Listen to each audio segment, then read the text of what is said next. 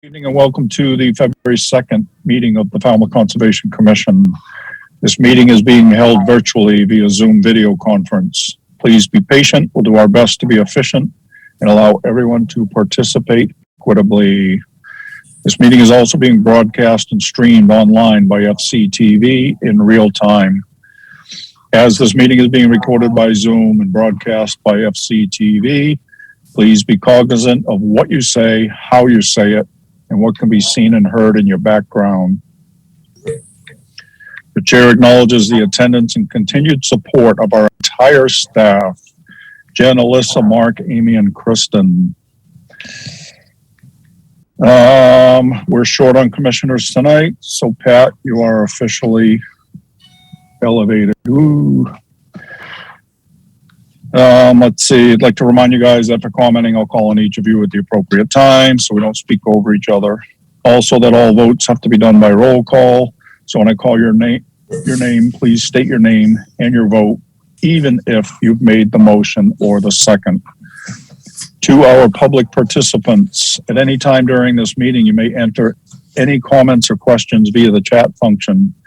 At the appropriate time, they will be read into the record.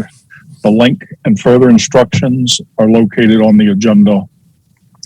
Also, Chapter 20 of the Acts of 2021 regarding COVID-19 allows for full public participation. Therefore, if you'd like to be heard on a specific hearing, let us know via the chat function. Then at the appropriate time, I will call for public comment. When you are selected, you will be moved into the hearing as a participant. As such, you must have your video enabled, be succinct, and respectful of others.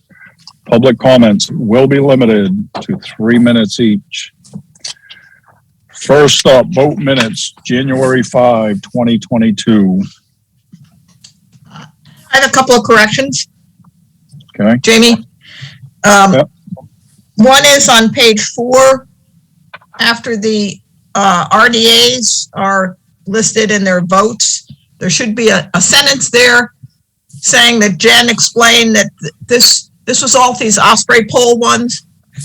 And Jen explained that it's part of an effort to improve the positioning of Osprey nests that had been on Eversource polls, and that Mark, as part of his conservation land management duties, is helping the leaders of the effort.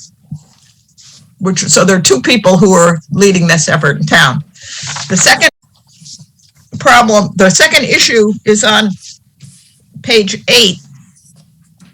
And I only printed out what the issue is. On page 7, there's a project that starts on the bottom of page 7. And it's one of Tom Bunker's projects, but in at least 2 different places, and maybe 3 places, instead of saying Mr. Bunker, it says Mr. Borselli. I think maybe Kristen might have just had an automatic thing, and Borselli came O's before you. But anyway, I sent them to Jen, and Jen will send them to Kristen. And other than that, I'll make a motion to accept. Third, second. All right, we have a motion and a second to accept the minutes as corrected. Betsy. Gladfelter, aye. Courtney. Bird, aye. Matthews, aye. Pat. Harris, aye. Peter. Walsh, aye. It is unanimous. We have accepted the minutes of January 5th. Next up are minutes for January 12, 2022. So I'll make a motion to accept these and incorporate any comments that people might now have. Whatever, however it is we say that. Harris, second. All right. If there's no corrections. All right. Betsy. Gladfelter, aye. Courtney. Bird, aye. Matthews, aye. Pat. Harris, aye. Peter. Walsh, aye. It is unanimous. We have accepted the minutes of January 5th and January 12th. Thank you, Kristen. Next up, our request for continuance under notice of intent First up is Robert LeBlanc, 375 Seacoast Shores Boulevard and 29 Linwood Terrace, East Falmouth, Mass, for permission to raise RAZE, the existing garage, and to construct a new garage in the same footprint, to install a new driveway, to construct a new deck, and to install mitigation plantings. Jen? Yes, Mr. Chairman, the applicant is requesting a continuance until February 9th. So move, Gladfelder. Bird second. We have a motion and a second to continue this till February 9th. Betsy? Gladfelder, aye. Courtney? Bird eye. Matthews, aye. Pat? Harris, aye. Peter? Walsh eye. Thank you. It is unanimous. We have continued this until February 9th. Next request for a continuance under a notice of intent is William F. Solomini Jr., 0 Quaker Road, Lot 001A 002, West Falmouth, Mass, for permission to construct a new single-family dwelling and install a new Title V septic system with all associated clearing, grading, and landscaping. Jen? Yes, Mr. Chairman, the applicant has requested continuance until February 16th. Bird so move. Gladfelder, second. Okay, we have a motion and a second to continue this until February 16th. Betsy? Gladfelder, aye. Courtney? Bird eye. Matthews, aye. Pat? Harris, aye. Peter? Walsh eye. Thank you. And I believe there's one more. 72 Pheasant Lane, correct, Jen? Correct. Okay. Next, request for continuance on a notice of intent. Byron Missef and Susan Keller, 72 Pheasant Lane, East Falmouth, Mass, for permission to expand and alter an existing licensed fixed pier and ramp. Yes, Mr. Chairman, the applicant has requested continuance until March 2nd. Bird So so move. move. Okay, Gladfelder, second. This has gone on a few times. Is this? You We're okay with it? trying to work with BSS Design. It became a much larger project than the dock project, so we're really trying to get some resolution on that before it comes to the board. Fair enough. So we have a motion and a second to continue this until March 2nd. Betsy? Gladfelder, aye. Courtney? Bird eye. Matthews, aye. Pat? Harris, aye. Peter? Walsh eye. It is unanimous. We have continued this until March 2nd. And I think, except for an RDA, that's it. So, see if we can move along here. All right. Next up are requests for determination of applicability. First up, Quissit, care of Dana Road and Quissit Harbor Road, Falmouth, Mass, for permission to enlarge an existing drainage trench. Jen? Hey, where's Alyssa, by the way? Excuse me? Alyssa. Yes, I know. She wants to stay in attendees. She's fine. Okay. She'll be with you in 2 weeks. The applicant is, not the applicant, the staff is recommending a -2 into the state and the bylaw with the resource area boundaries not confirmed. Bird so move. Gladfelder, second. All right, we have a motion and a second to accept staff's recommendation. Any questions or comments? Hearing none. Betsy? Gladfelder, aye. Courtney? Bird eye. Matthews, aye. Pat? Harris, aye. Peter? Walsh eye. It is unanimous. We have accepted staff's recommendation. Next up, Eric Kahn, 247 Shorewood Drive, East Falmouth, Mass, for permission to replace 6 licensed timber pilings in kind. Jen? Yes, Mr. Chairman, the staff is recommending a -2 under the state and the bylaw with the resource area boundaries not confirmed. Bird, so move.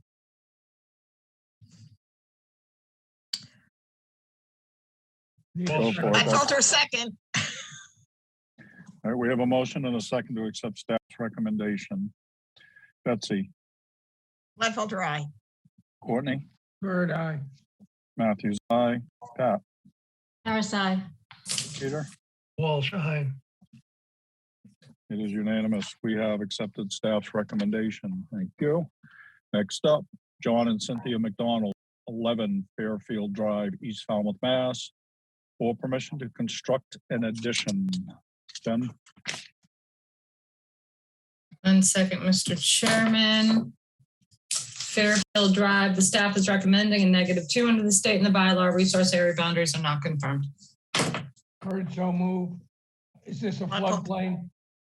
Is this a floodplain issue? It's a floodplain issue and a coastal bank, Courtney, but it's a very, very inland coastal bank, well over 100 feet from the closest resource areas. Okay, thank you.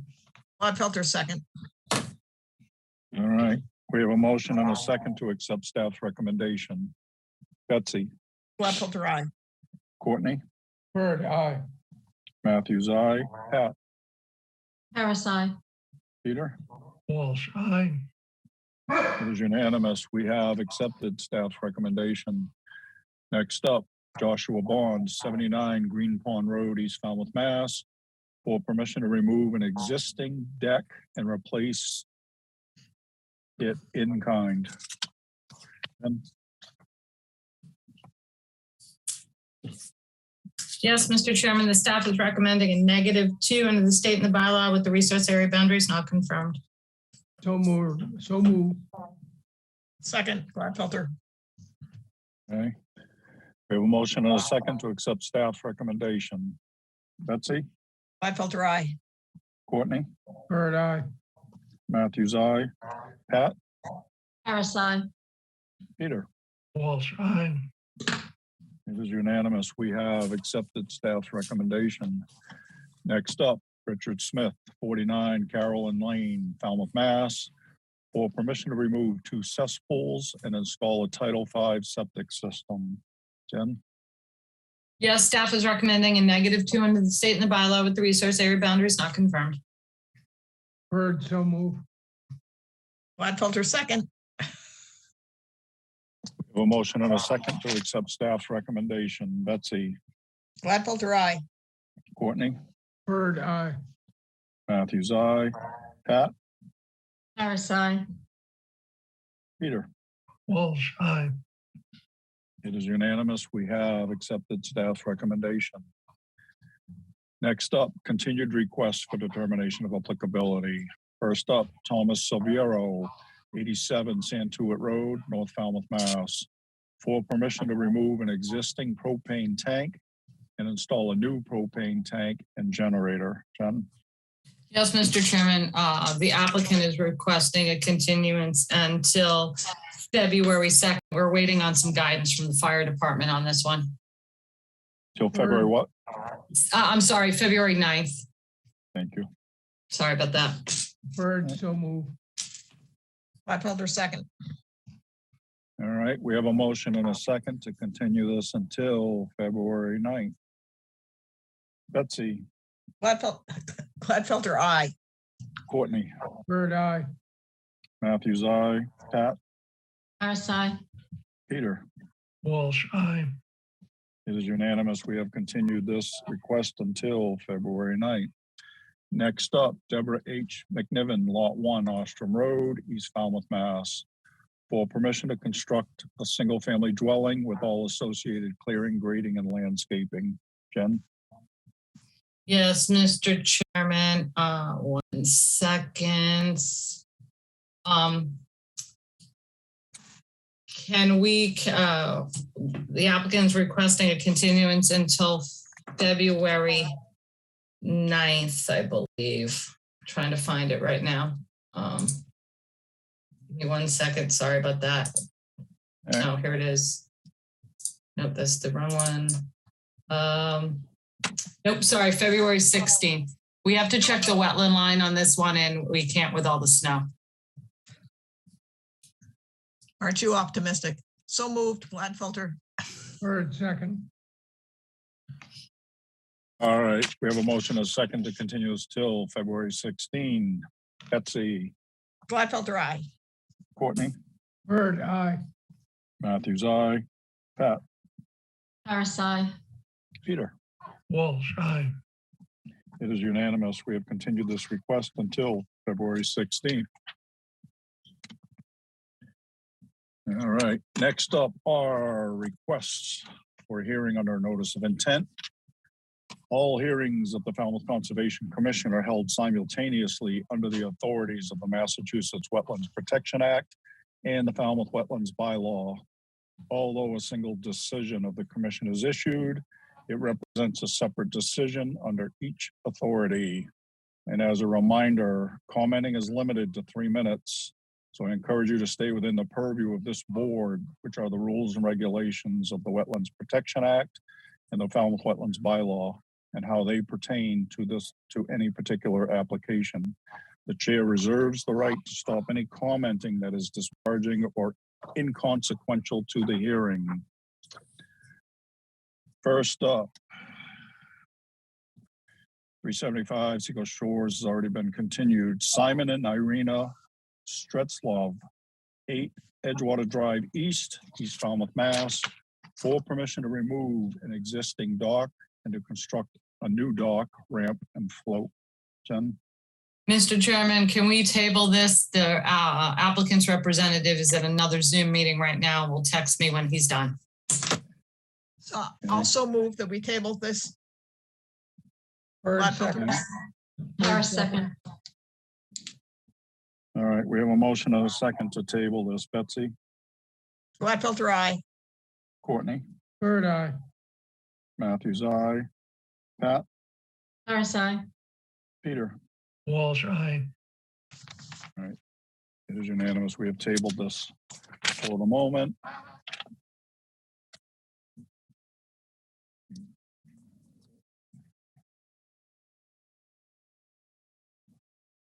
All right, that brings us to Matt Kelly, Great Harbors Resident Association, 333 Shorewood Drive, East Falmouth, Mass, for permission to conduct invasive species management. Jen? Yes, Mr. Chairman, I am promoting Joan Deely up from Land Stewardship to present her project. 1 second. Yep, Joan, I see your hand raised. Jen, do we have a DEP number for this?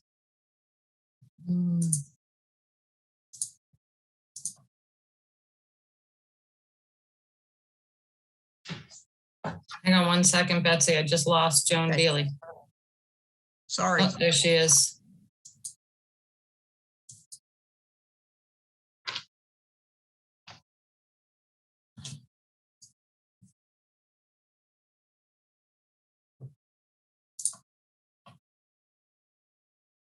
Hi, Hello, Joan. How are you? I am fine. There we go. We did get I got an email from the SCRO office this morning with a DEP number. Great, thank you. Do you have it there? Can you give it to me? I Well, that's all I- right. I mean, we can need give to it have to you it to after close I it. do this because I'm afraid I might disconnect myself. Yeah, that's fine.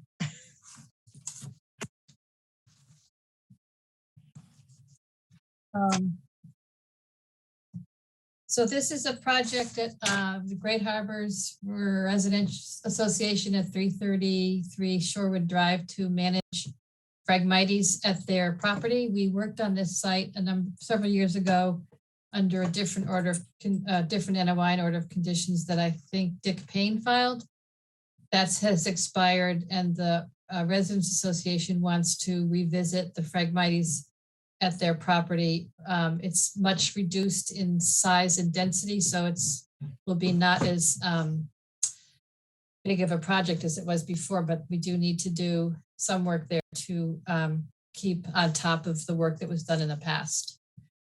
I saw a comment that was passed on to me by Alyssa, I think, about some concern about foliar treatments. And if the board is averse to that, we can do only hand wiping if that's what you're concerned about.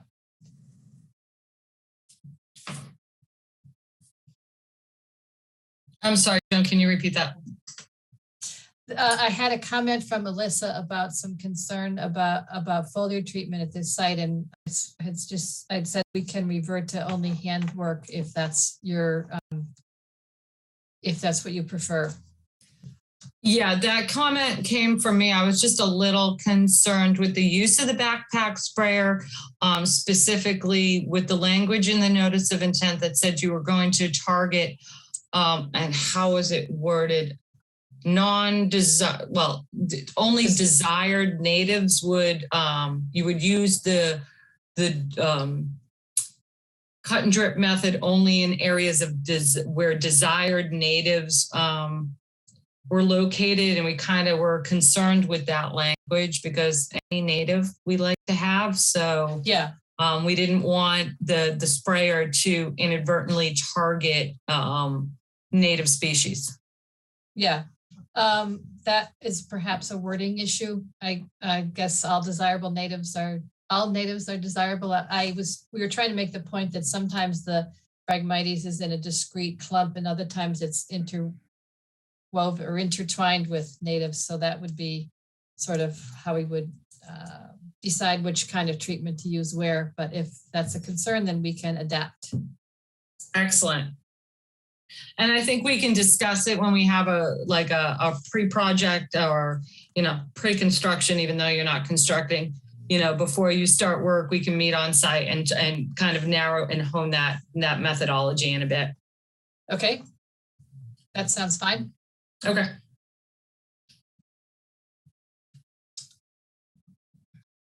All right. You good, Joan? Yes. Any other questions Okay. from the board? Jen?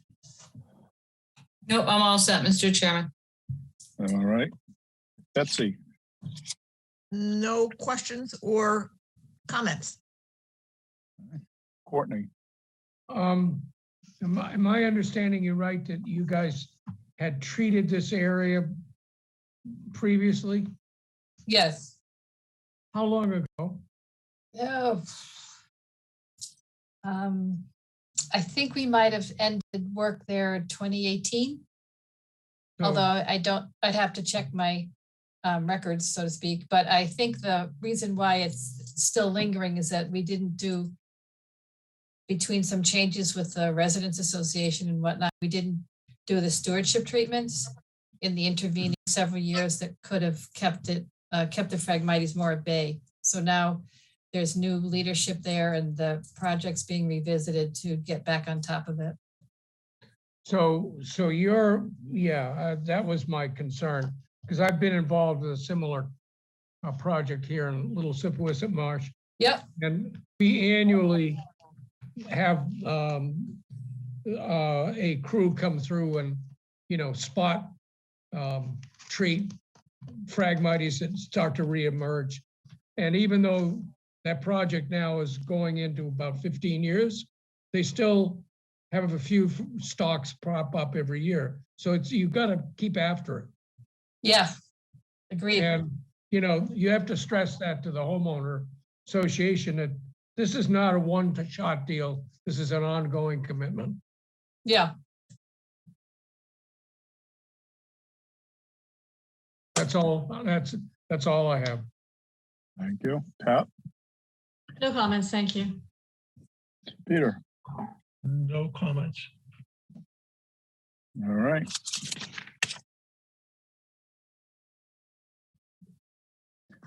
If there's nothing else. Close the hearing and take it under advisement. Perfect. Second, Gladfelter. All right. We have a motion and a second to close the hearing. Betsy? Gladfelter, aye. Courtney? Bird, aye. Matthews, aye. Pat? Harris, aye. Peter? Walsh, aye. It is unanimous. We have closed this hearing. Thank you, Joan. Thank you very much. I'll be in touch That's a with you, wrap. Jen. That was a Thank record you. presentation. Short Thanks a and lot. sweet. The way we like it. All right. Next up is 0 Quaker Road that has already been continued till February 16th. Jamie, the applicant's representative for 8 Edgewater is here if you want to untable that. Okay, Motion to untable. Eight Third. Edgewater. all right, we have a motion and a second to untable number 8 Edgewater. Betsy, Glenfelder, aye. Courtney, Bird eye. Matthews, aye. Pat, RSI. Peter. Walsh, aye. Thank you. We have untabled. Before I go on, welcome Melissa and our Board of Select Liaison, Sam Patterson, welcome. All right, next up, under request for hearing under notice of intent, Simon and Irina Stretsov, 8 Edgewater Drive East, East Falmouth, Mass, for permission to remove an existing dock and to construct a new dock, ramp, and float. Jen? Yes, Mr. Chairman, I've promoted Wayne Tavares up to present his project. Mr. Tavares, you're up, sir. Hello, good evening. Happy New Year.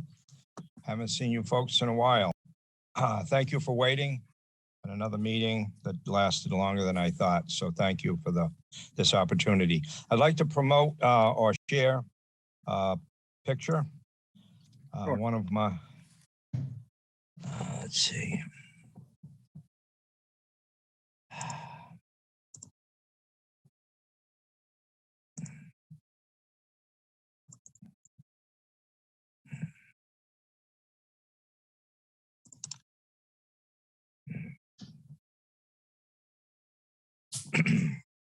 Is that being seen? Not at the Yes. moment. Okay. Well, Oh. your home screen is being seen. Oh, all right. Okay, how's that? Same. This is an interim dock. Wayne, number. we're still looking at your home screen and not a plan. Double click your file, please. Click on the file.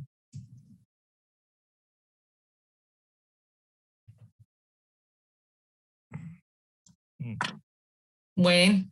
Yep, I'm trying. It says stop sharing. Your screen sharing is what it tells me here. Yes, New you are, share. but we're not looking at your plan. We're looking at your just basically your file. There you go. Okay, there it is. All right. Still learning this. Thank you for your patience. I appreciate it. Okay. This is a dock that exists exactly where you see it. Is my view imaging magnification working? Yes. Okay, so it exists exactly where it says. The existing dock exists. We have a float out here. I got comments late this afternoon from Melissa. So there's a few changes to this, but I wanted to get you on board. As far as this is concerned, there was an element about the survey that didn't show the top of the coastal bank. Well, guess what? This whole house, this whole property doesn't have a coastal bank. It's out in the street. So I'll have to affix a note to there. I already know I have a revision of this plan to do, but we picked up a salt marsh. We've done our due diligence about distances from the 100 feet from the salt marsh. And we also have a BVW that apparently now well, don't say that way, Wayne, but you need a DEP file chart, which I have done, but I didn't include in the filing. Also, DMF, Division of Marine Fisheries, has suggested, as they usually do, to elevate this dock higher than what I have. I have 5.5 here in the beginning. It slopes down, then it slopes out to 3.7. They want me to show an elevation approximately 3 feet to 4 feet higher than this, similar to the one I did in Antler Shores. This is a lot longer. It's a 91 feet dock with the floats, with the ramp, 16-foot float, 14 feet of the ramp, a 16-foot ramp is exposed. So that's 30 feet right there and 61 feet of fixed dock. This is a float as it says on the plan. And Callie over at DMF has suggested, because it goes over this short part of the marsh and also over public access between mean low water and mean high water, we can eliminate probably these steps in the next go around and be able to walk under this as I elevate it up to share light underneath with the salt marsh. So that's the next go around. You can expect the same configuration. It exists on the same float. I've also talked to my owners about the fact that they store the float and the ramp here, right here in this area and some parts of the salt marsh, and they're going to have to come up with a removal process and a storage process that doesn't exist here. So we know that there's a few incidental things that I will correct in regards to the nomenclature on the plan, like the top of the coastal bank doesn't exist on this plan. So I'll put a note. We have the proper distances in from the floats and from the other docks. Everything else here works. The harbor master has signed off on this, or basically said what he has seen is fine. He's fine with that. And you see a few pictures of the existing dock. We're going to put taller piles in here. There'll be 20-foot piles that are rammed in here. We've improved the number of contacts with the land under the ocean.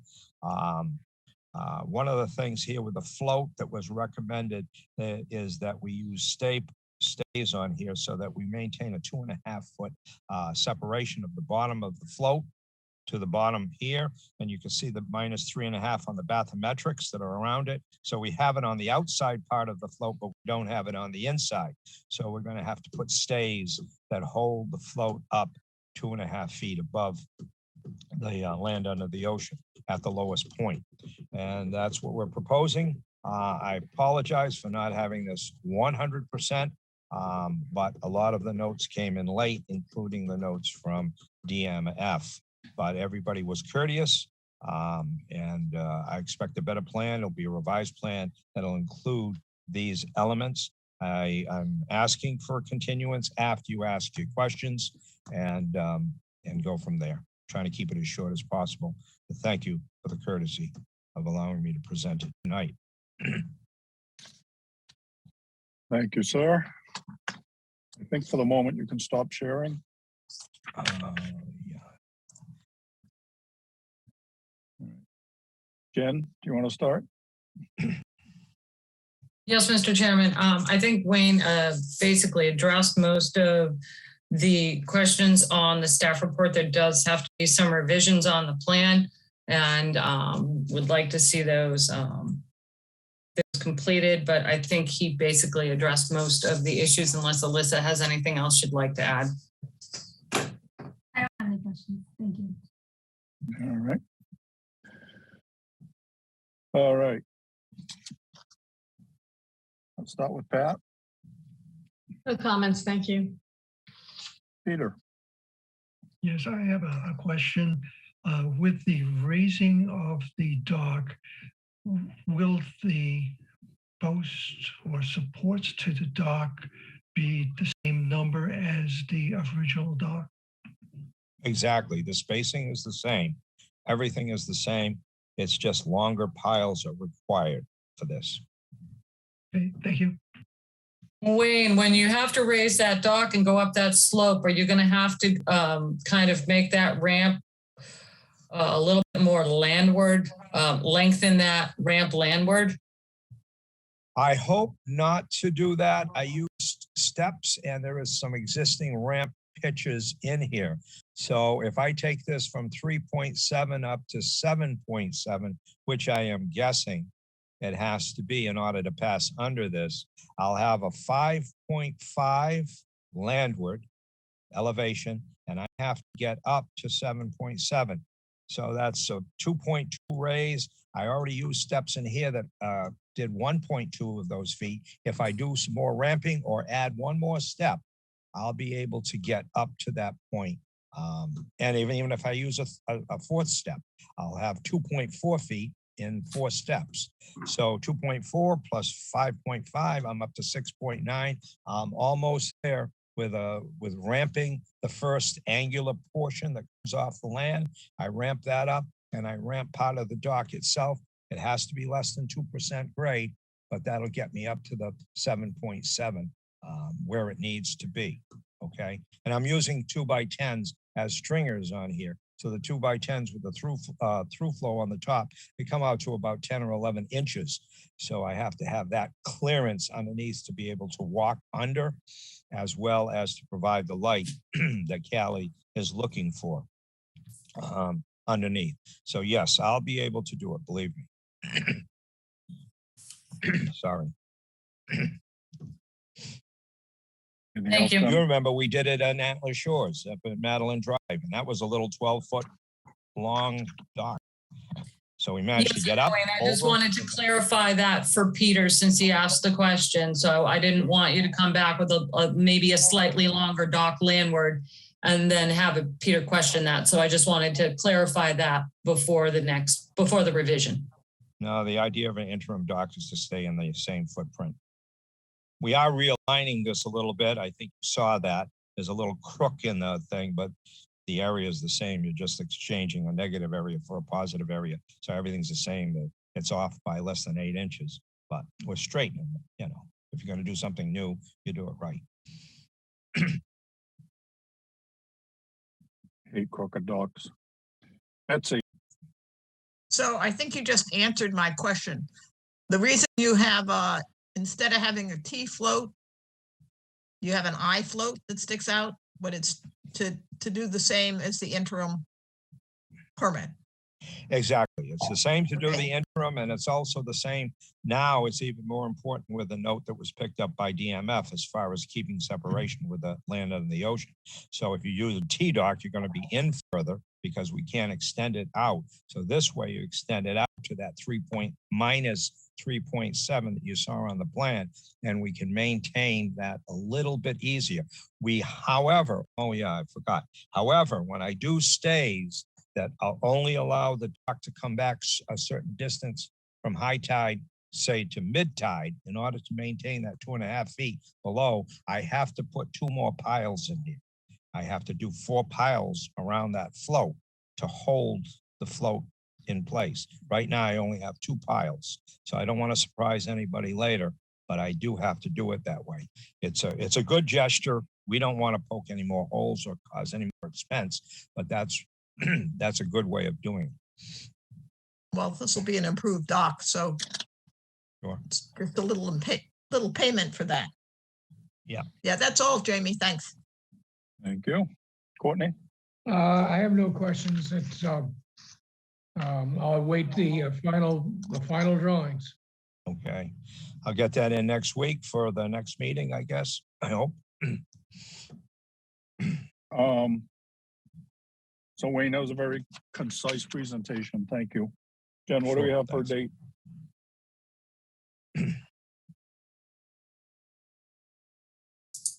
Wayne, how long do you need? I'm sorry. You said it- Me, I know I've got my marching orders, so there's nothing here that's out of my range except getting the engineers to oversee it. And that I don't think will be a problem because they know they're on call. So other than that, it's in my hands. I can get this done in 10 days. Can I get it to you in next week? Okay, well, at this so time? if you could get it to us by next week, you could have February 16th, if not, it's going to be March 2nd.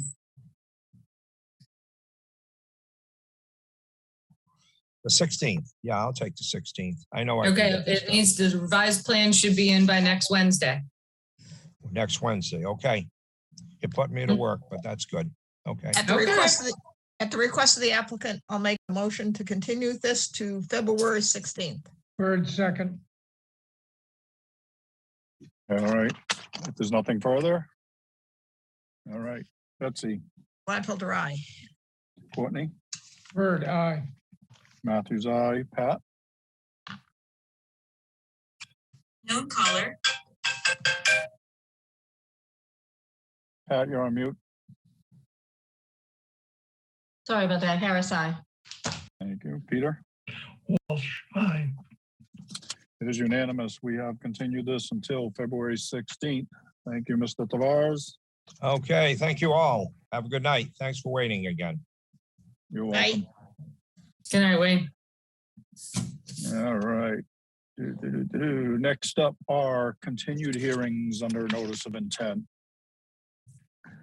First up is Christopher J. Hall, 8 Cotuit Road, North Falmouth, Mass, for permission to construct an addition to the existing dwelling, to expand an existing deck, to construct a covered patio, and to install mitigation plantings. Yes, Mr. Chairman, I'm promoting Tom Bunker up as a panelist to present his project. All right, and I'm sorry, I jumped the gun. The quorum is not Courtney. It's Betsy, Jamie, Pat, Peter. Okay, so we're good with a quorum. Sorry about that, Tom. Mr. Bunker, you're up, sir. Thank you. For the record, my name is Tom Bunker with BSS Design. When last we spoke about this project a few weeks ago, I was sent home to tear out the garage foundation, I should say, and do something better with the coastal bank. I'll bring up my plan now, if I may. I may share my screen, and I'll show you what I'm talking about.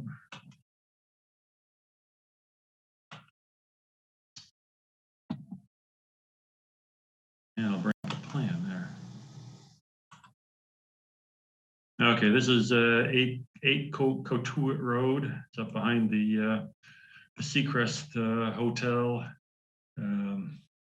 Fronts on the Potter's Hole, a little tidal water body in here. And previously, if you may recall, I proposed that the project is to tear down the existing garage and build these additions on the house. So you can see this outline here where we have this line type that we signify a coastal bank. That's where the garage foundation, that's where the garage is now. And I was proposing to keep that part of the foundation and then for a small lawn area and then plant the coastal bank around it. Not well received by the commission, and so told to remove the garage foundation, as I previously said, and do what I can to restore the coastal bank somewhat as it might have been in the past. And so that is what I've done. You can see on this plan, the garage is gone. I mean, I still have the coastal bank line going around where the garage was. All the green dots here represent planting the native shrubs. There were some non-native plants around the garage, which had to, they are going to be taken out, but had to add their area into the mitigation calculations. Up here, there was 161 square feet along the garage and another 300 square feet of planting that heads going up along the west lot line. So we have a total of 2,516 square feet of mitigation planting. And so what we've done at the contours in behind there, you can see all these, the 6, 7, and 8 contours wrapped around the garage. And so now they're being smoothed out. As I said in my narrative, these contours right here are straight and parallel. So any water coming down the hill will not be channelized. It will stay spread out, running down a flat surface rather than there's no valley in here. That's one point I made in the narrative. And we also have a couple of the choir, if that's how you pronounce it. Sounds like you're singing in a church, really, but these log rolls set into the slope of the bank. I have a section down here showing that set into the slope. At the very bottom of where the slope is being graded, straw bales with the silt fence on it. Surface will be seeded with the native drought tolerant grasses, and talk about the couple with the large roots, little blue stem, and another one that's in there. But some of the grasses with good deep root systems, and get that grass growing, cover it with the fabric, jute or coir fabric over here, and then the shrubs would be cut, planted through holes cut in the fabric to control any of the erosion, prohibit any erosion, I hope, while everything is taking hold. So this from up here, the mitigation planting from here all the way across the lot, except for a 4-foot wide access pathway to the water, and then up the other side of the lot up to here, we have the 2,500 square feet of mitigation planting, which there are 3 proposed cedar trees, 1 here and 2 on this side of the lot down here near the lot line, but 5 feet away from the lot line, as you like to see. And then the rest of this area, which is not green, there'll just be drought tolerant grasses planted, small, it's not labeled on here, but that's a little pad for the barbecue, which on the existing conditions, it's over here by the shower, but it'll be moved over to here by the deck. That is our proposal. I'll take my screen down and take any questions. Thank you, sir. Jen? I don't have any additional questions. Alyssa, anything to add? No, thank you. All right. Peter, we'll start with you. No questions. All right. Betsy? No questions, thanks. Pat? Pat, you're on mute. No questions. Thank you. All right, Tom, I think you covered everything we were looking for, and I like that channelized. I wrote that one down. Good. All right, if there's nothing further. I'd like to make a motion to close the hearing and take it under advisement. Gladfelter. Pat or Peter, you have to second it. I second it, but we did check with public comments. Yep.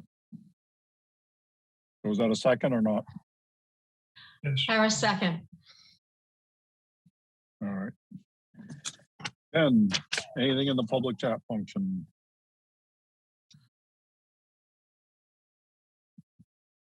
No, Mr. Chairman. Thank you. All right, we have a motion and a second to close this hearing. If there's nothing else, Betsy? Gladfelter, aye. Matthews, aye. Pat?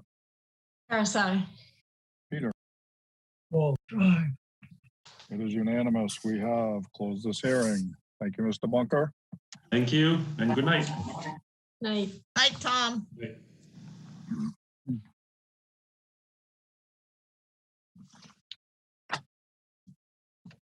All right, next up. Wild Harbor Estates Homeowners Council Trust, 0 Birch Lane, map 0414, parcel 0000198. Falmouth, Mass, for permission to construct a 6-foot by 45-foot kayak rack. Jen?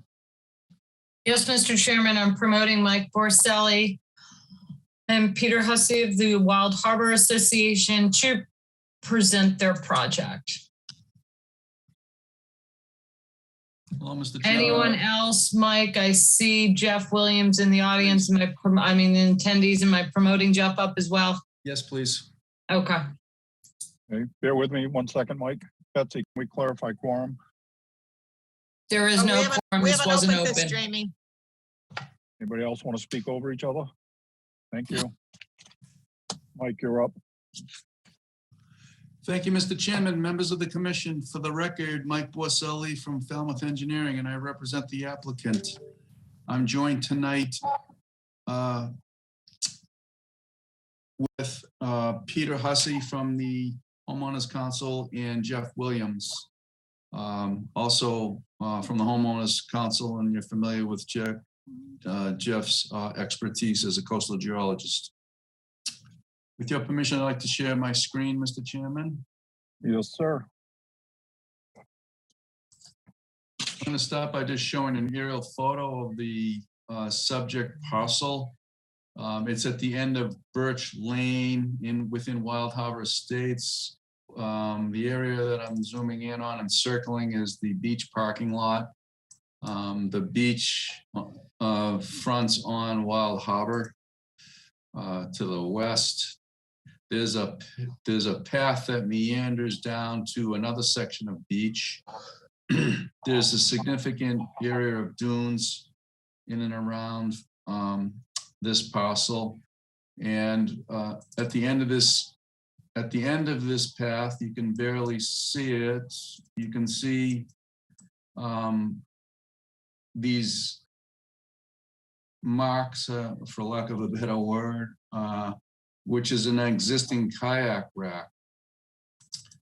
We're here tonight because the Wild Harbor Estates homeowners are discovering that the residents are in high demand for space to store kayaks and paddleboards, to the point where the existing kayak rack doesn't have sufficient capacity for the demand.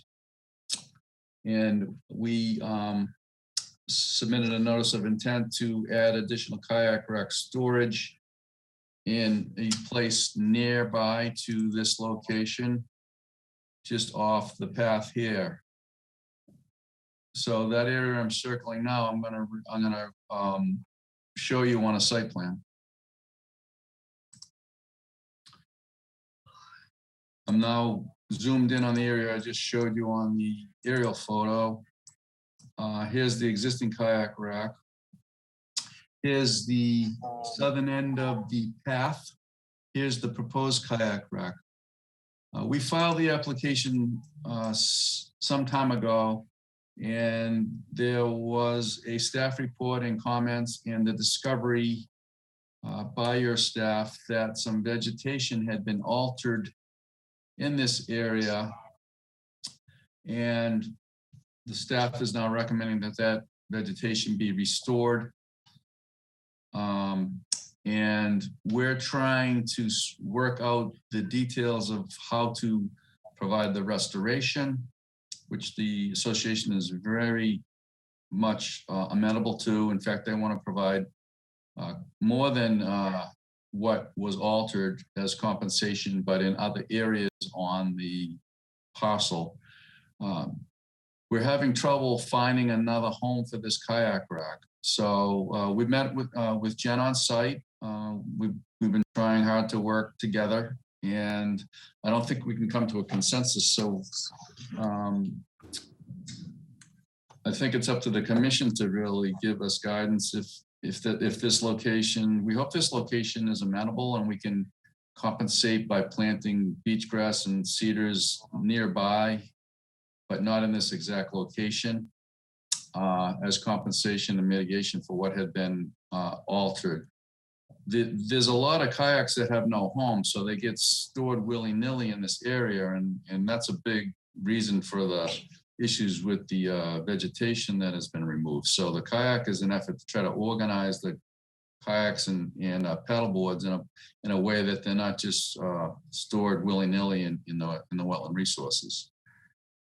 So that's basically the project, but Peter Hussey wants to speak, and then we're looking, of course, for questions from you and direction on how to proceed. So with that, I'm going to turn it over to Peter.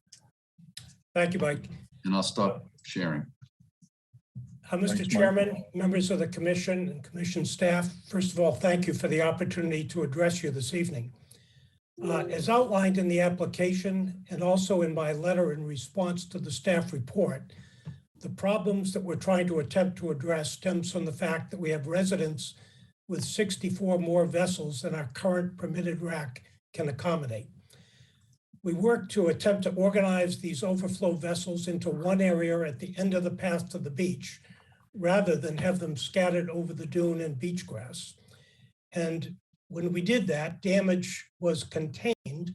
However, the damage that you've seen in the staff report certainly happened. Our plan has always been to use that area as an ideal location, protected from the wind and the tidal surge, to build a new rack. And we take full responsibility for the damage that's been done. And we understand that the standard course of action would be to require that we restore that damaged area. And as you review our application, I would offer for your consideration the following. First of all, the damage was unintentional, and it occurred while we were in the process of completing the notice of intent. It was the result of boat storage due to the lack of rack space, the very problem that we're attempting to address. We've been completely transparent about this issue, having called out the temporary storage issue and plans for a new rack when we met with commission staff in the fall of 2020. And based on staff feedback during that meeting, we've worked diligently since that time to develop an NOI and address the issue. Secondly, in recognition of the damage done to the vegetation in the area, we've proposed to do mitigation planting around the proposed rack, as Mike mentioned.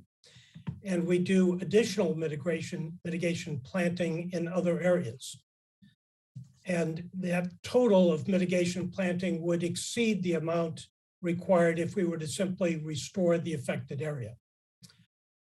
Thirdly, we recently had a conservation staff site visit to the area, and we discussed with Jen the potential alternative locations, including an area on the beach in front of the existing rack. That initially was very promising. However, after further study and with the benefit of time to review the survey data and observation of the area at high tide, we concluded that the site was not suitable for the rack for several reasons. From an environmental perspective, we felt that a rack in the beach area poses a significantly greater environmental risk to resources than a rack that's located in the sand flat area during storms. The sand flat area is located and elevated further away from the high watermark.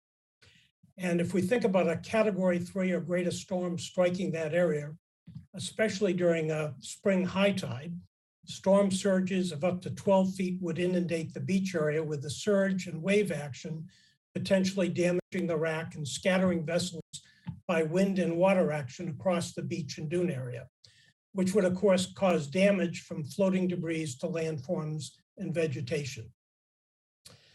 The fourth point really is that Wild Harbor Estates has a 50-year track record of being good stewards of the 30 acres of conservation and recreational land that we manage.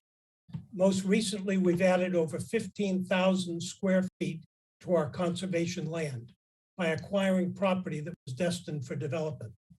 With the involvement of the commission, We've restored the dying mosquito and greenhead infested 2.5 acre salt marsh, which is adjacent to the area that is under discussion this evening.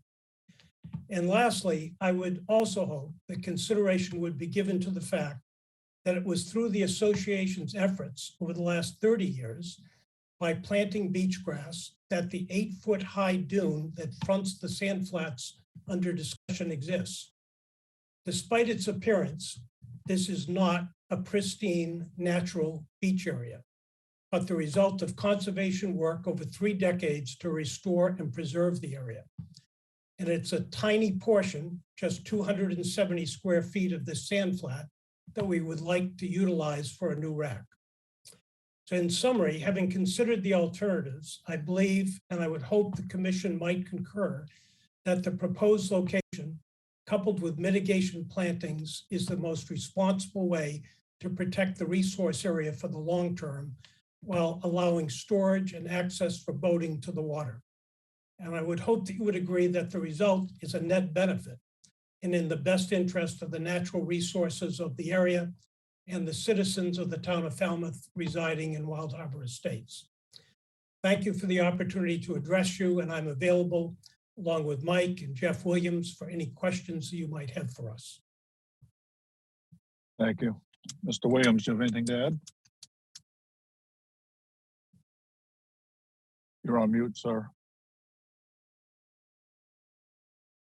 Nothing specific to add, except that I've lived in Wild Harbor Estates for 15 years. I'm very familiar with this beach, with this sand flat dune area.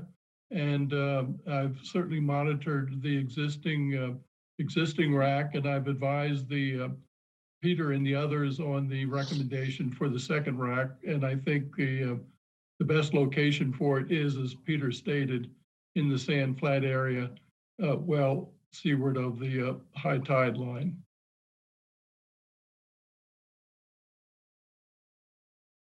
Thank you, sir. Jen? Yes, Mr. Chairman. Staff's recommendation to the commission is to require this area to be restored. We sympathize with the pressures that the association faces with the number of boats and the number of people that want to use the boats, but there are other associations that must limit dinghy rack and paddleboard rack space, and the association might just have some tough decisions to make. Unfortunately, the staff cannot recommend any other course of action other than to restore the dune that was damaged.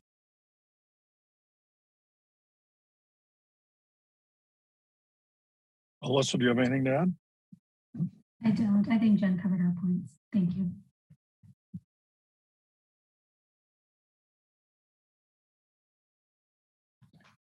All right.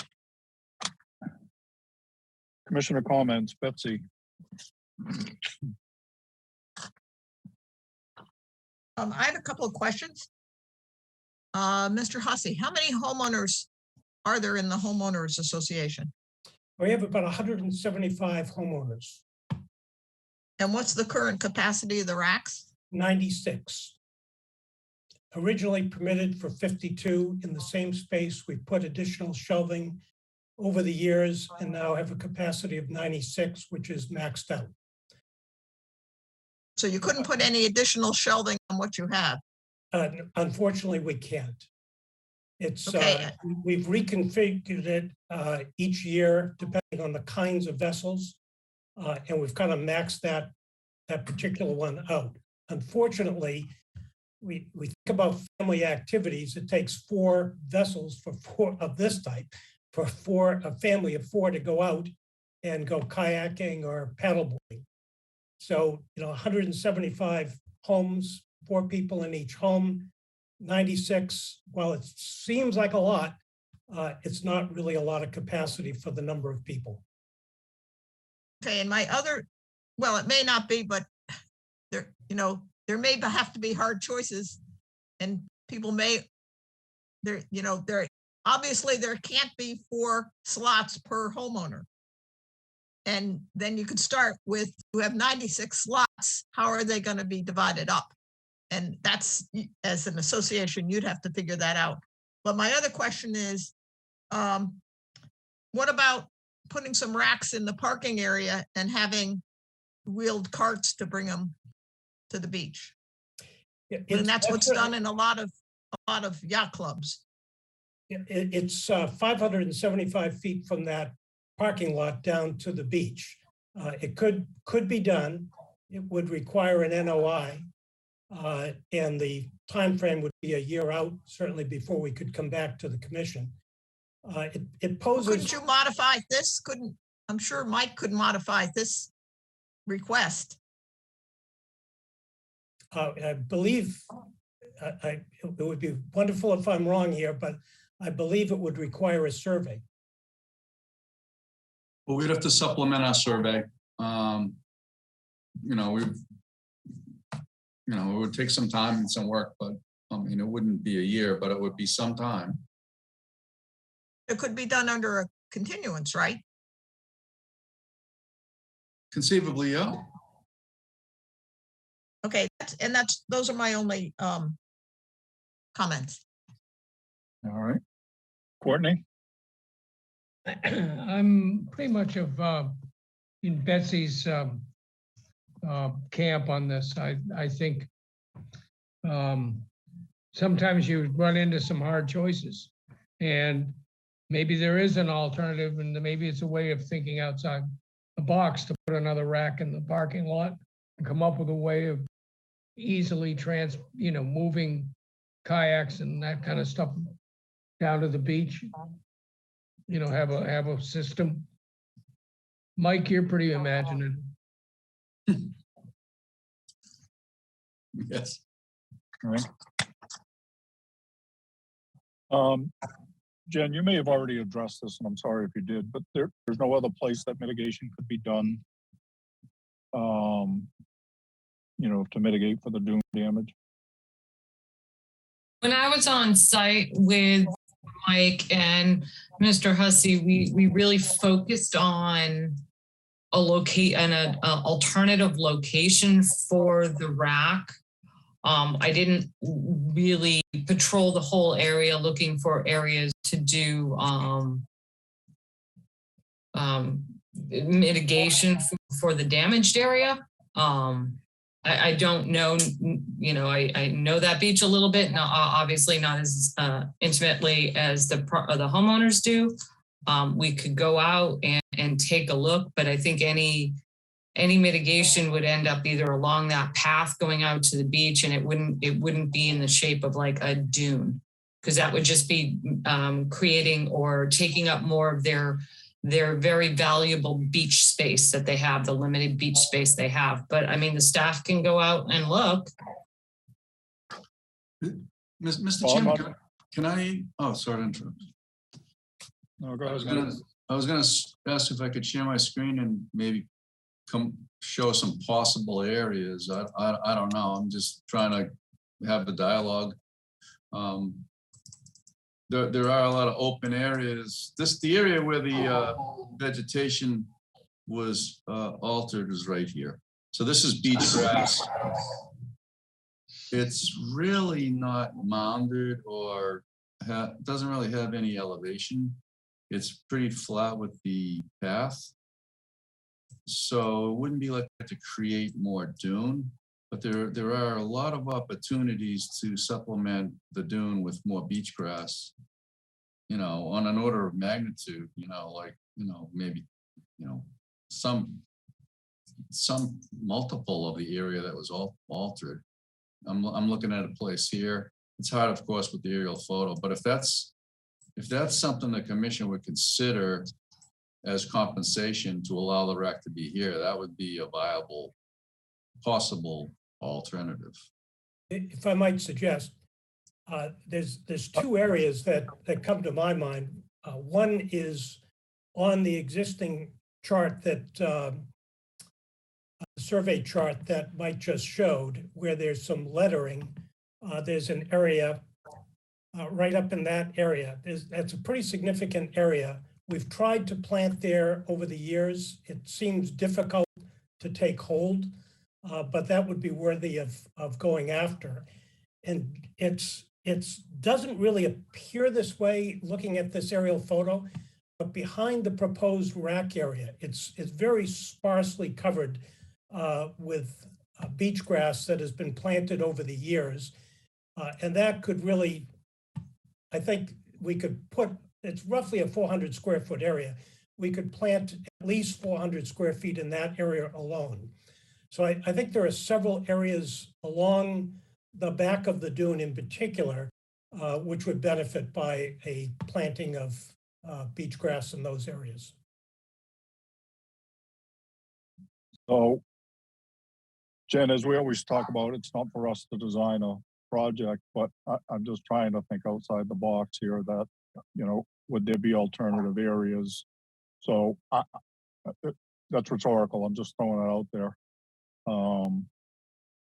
So I don't know, Mike, I guess me personally, I'm just suggesting that you investigate that possibility or an alternate location for the rack itself.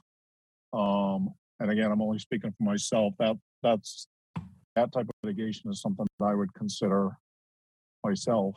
So again, I'm just throwing it out there. So let's continue. Pat? I like the path that Betsy was following, and I think it's reasonable for the applicant to reconsider putting some racks in the parking lot while already reestablishing an area that was altered, albeit mistakenly, I guess I'm hearing, but it shouldn't have been altered. All right. Peter. Nothing further. Oh, I'm sorry. Didn't mean to cut you off. No, nothing further. Okay. Well, I'm thinking that if people take their kayaks from the parking lot area, 500 and something feet to the beach, there's going to be some damage to whatever's growing or trying to grow in the pathway. And also, I'm very impressed with the offer to revegetate or mitigate or with additional beach grass. So my leaning is to have the mitigation and the location of the additional racks close to the beach. If I could make a comment, I agree with Peter that we could do grass planting in that area along the path. In addition to that, we'd be glad to put in some red cedar trees as well. So I think that would be worthwhile to augment the vegetation that exists along that path. The other comment on the parking lot is that due to the distance, many of the people that have kayaks are not 20-year-olds or 25-year-olds. They're 60-year-olds or 70-year-olds or even older. So I think it would be a burden for many people to haul a kayak 500 feet from the parking lot to the beach area. So I think that's a consideration. I don't know. I mean, if you can maneuver a kayak, then I think you should be able to get it out there. Jen? I'd just like to caution the board that, you know, I understand and I sympathize again with the neighborhood, and I've been really trying to work with them to help them find an alternative location. But we don't want to set an example to have someone alter a dune to put something there only to off-site to you know, offer mitigation elsewhere. I think that's just a really dangerous path to go down. And we don't want to encourage this type of behavior by, you know, asking for forgiveness afterwards, but also wanting to put something where a dune was damaged. I mean, we're talking about not even just a buffer, but an actual coastal dune. So I just like the board to really think about it. And trust me, I do sympathize with the neighborhood and the pressures that are on these small association beaches, especially, in the age of COVID, where there's so much desire to be outside in fresh air and just have some distance between people. All right. Jen, is there anything in the public chat function? There's nothing in the public chat, Mr. Chairman. Thank you. All right, Mike, what are you thinking? Well, we're gonna have to reconsider our options and continue the hearing and make some decisions. And certainly not the 16th. I can tell that's probably full. And then you're not meeting on the 23rd, is that right? So it would have to be the next available meeting after that.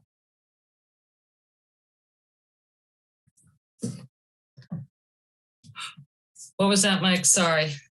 March 2nd. March 2nd. Okay, that's fine. And then I don't see the point in trying to, nothing will get resolved by the 16th, I don't believe, or nothing will get resolved so that we can submit a plan by the 9th, I don't think. I think we need a little more time to consider this. So yeah, I guess that means the 2nd of March, is that right? March 2nd is, the one after the 16th. We're not meeting on the 23rd. So that would be my request, Mr. Chairman. Thank you. Courtney? Yeah, I would hope that staff and the homeowners association, I understand both sides of this issue, and I would hope that during this interim period that staff and the homeowners association can have further dialogue to maybe come up with a solution that works for everybody. That's the plan. We're trying, Courtney. I know you are. All right, so the applicant has requested a continuance until March 2nd. So moved. Bird second. Second. All right, we have a motion and multiple seconds for continuance till March 2nd. So if there's nothing further, Betsy. Well, I have something further, and then I'll vote. The further is there's between the parking lot and the beach, there's a shorter route. Also, you don't have to go 500 feet. And actually where that path is, when I was there, it must have been a very high tide because the path itself was flooded. And so people were walking. I mean, people had made a path into the dunes to get past the flooded area. But anyway, are you referring to the boardwalk going straight from the parking lot to the beach? Correct. Yeah, so that's on a typical summer day, we have 300, sometimes 500 people using it. It's used by children, adults, people with disabilities. It's relatively narrow. People with disabilities, elderly people will sit on the beach at the end of that boardwalk. So we would be looking at taking a kayak up a relatively narrow boardwalk. It's quite busy with people, bringing it through an area that people sit in, and then bringing it and launching it into a swim area where there's no boating allowed. So we've not considered using that for those reasons. I think of it as a safety issue. Okay. Okay. So there's a motion and a second on the table. So Gladfelter, aye. Thank you. Courtney? Bird, aye. Matthews, aye. Pat? Sarasai. Peter? Walsh, aye. It is unanimous. We have continued this until March 2nd. Thank you, gentlemen. Thank you all. Thank you. Thank you, Mr. Chairman.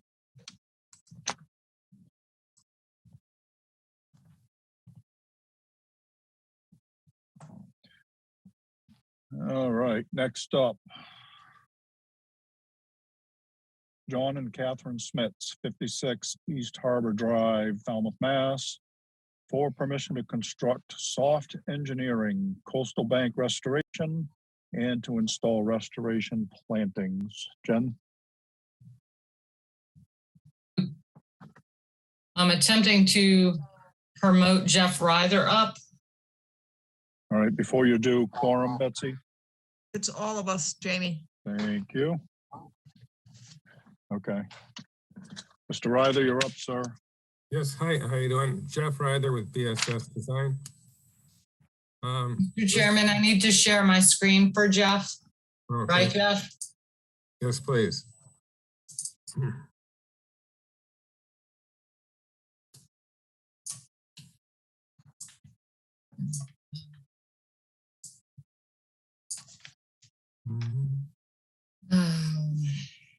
Why am I having trouble doing this right now?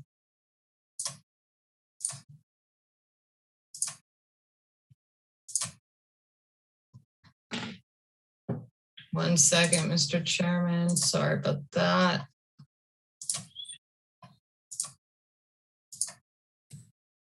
Can everybody see my screen for Jeff? Yeah. Okay, there you go, Jeff. All right, thank you. Again, I'm Jeff Ryther with BSS Design. Last time we saw this plan, the commission had some issues with primarily the the toe of the slope, I believe. We've done some changes. We've beefed up the on section AA, we beefed up the location of excuse me, that's on BB. Section AA primarily shows what we did last time.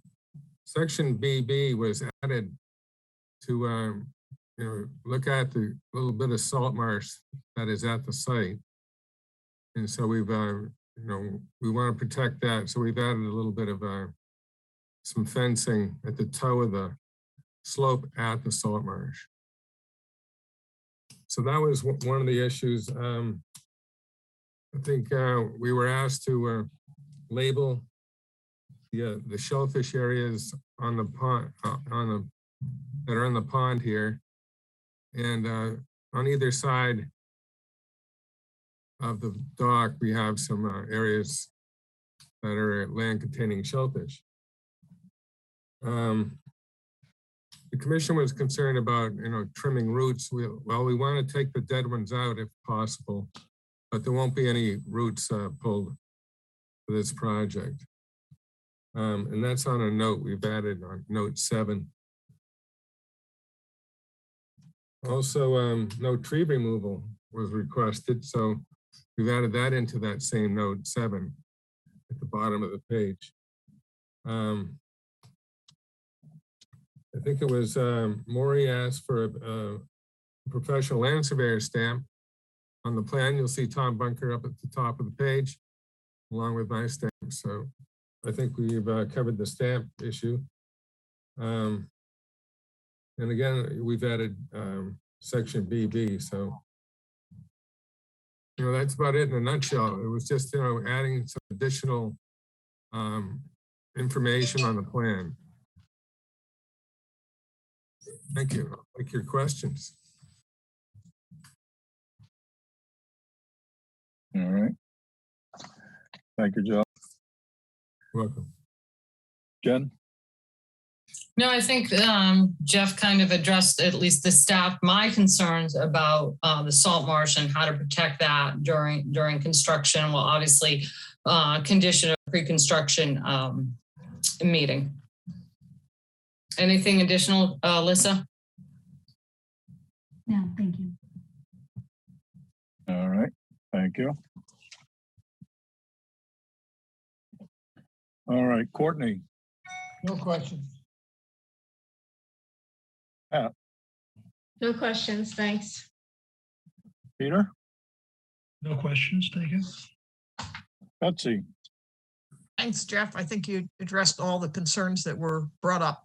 and you gave a nice short presentation, which is appreciated. And late.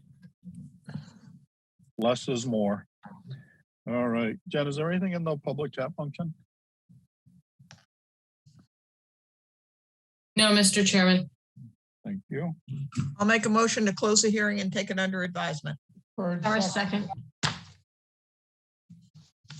Swift competition on the seconds. All right, we have a motion and a second to close the hearing. If there's nothing else.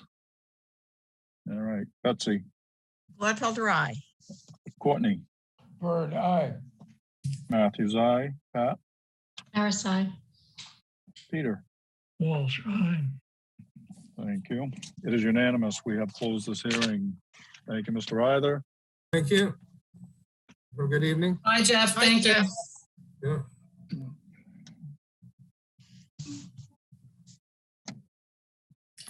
All right. Next up are hearings under an enforcement order. First up, Kim Chow and Tai Bu, 61 Shorewood Drive, East Falmouth, Mass.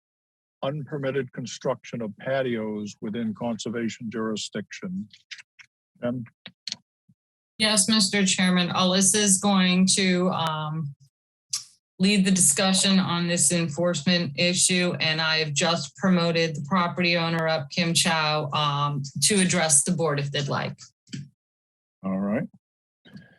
Ms. Bergeron, you're up. Thank you. So as you might have seen in the staff report, when we were reviewing aerial footage of the property, we did notice there were two patios that appear to not be permitted and moving closer to the salt marsh in the area. There's a small patio that's close to the water, and then there's one really towards the backyard of the house, underneath the second story deck and expanding seaward. We sent a letter to the homeowners. They were readily available to respond and to chat with us and meet us on site. They did explain that the patios were pre-existing. They had stated that the small patio at the time of their purchase of the home in 2015 was wooden and it was rotting and it was just unsafe. So they wanted to replace it. And they also said that the patio for the home was pre-existing as well. Looking at photos, and I provided quite a few for all of you, we just really can't see the small patio by the water in any of the photos. And additionally, the patio by the home looks like it was extended. It looks like the retaining walls were reconstructed. And if you look in the photos, it's a little difficult to tell, but it looks like the patio extended past the second story deck and then turned into lawn.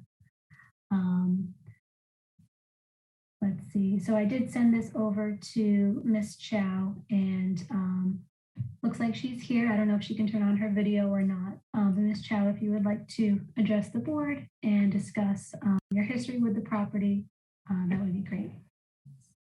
Good evening. Can you hear me? Yes. Me? Can you see? Hello? Ms. Chow, we can hear you. Good evening. Thank you for being here and give me the opportunity to tell my story. My story will go back like 2015 when we bought the property. It was in the winter, and like dead leaves and branches cover the yard, but we can see the existing patio and the stairs going from the ground go down to the patio. It's a high slope, from the driveway going toward the grass area. And on the pictures, I don't know, you probably can see. If I hold it, can you see? Can you see this? A picture? No. Ma'am, we don't you need to turn your video on. How do I do it? Oh, here. Okay. Okay, here. There you go. Thank you. You see the picture, right? So, Yeah, let me the see. ivory, yeah. So this is what we have when we got the house. It's in the winter time, and you can see this is the retaining wall, the existing from the back of the house, back above, and let's see, right here, that's kind of a bit hard to see, but and then you see the wall extend all the way out this way, and then a lot of vines and things covered part of the existing wall, but it's collapsing. I mean the kind of loose. A lot of them are loose. So this is what we got, and then so we took the picture after we closed the. You see the ivory right here over the. And the this wall. is you can how far the retaining wall beyond the stair and beyond the deck. So when you look at the picture over the satellite down, it's kind of hard to see that. Okay, you get a lot of like vegetarian above the but to compare with what we, when they build the stairs again, they follow exactly where the stairs was, and then they follow the previous retaining wall. Then because of this, look with the elevation of the ground, so they kind of like see the new pictures of the existing retaining wall. You can now like a curve, which is follow the elevation of the height. So looks like we, but it wasn't that much because they tried to put the paver, from retaining wall to the other side of the retaining wall, this side. And then you can cover. So and then the moss cover, some of the pavement as well. So this is what we got. The like closer to the house, and about the second area that we had when we bought the house, the real the pretty and the summer home, still a volleyball court right in the backyard. So when we hold, nest where they play ball, and then when I talk about the wood, the cotton wood, that I think that's where they used to sit there to watch the game, and part of the other part kind of like almost disappear. So we, as the wood, I don't know, we can see corner sticking up above the ground and like slide down into the ground.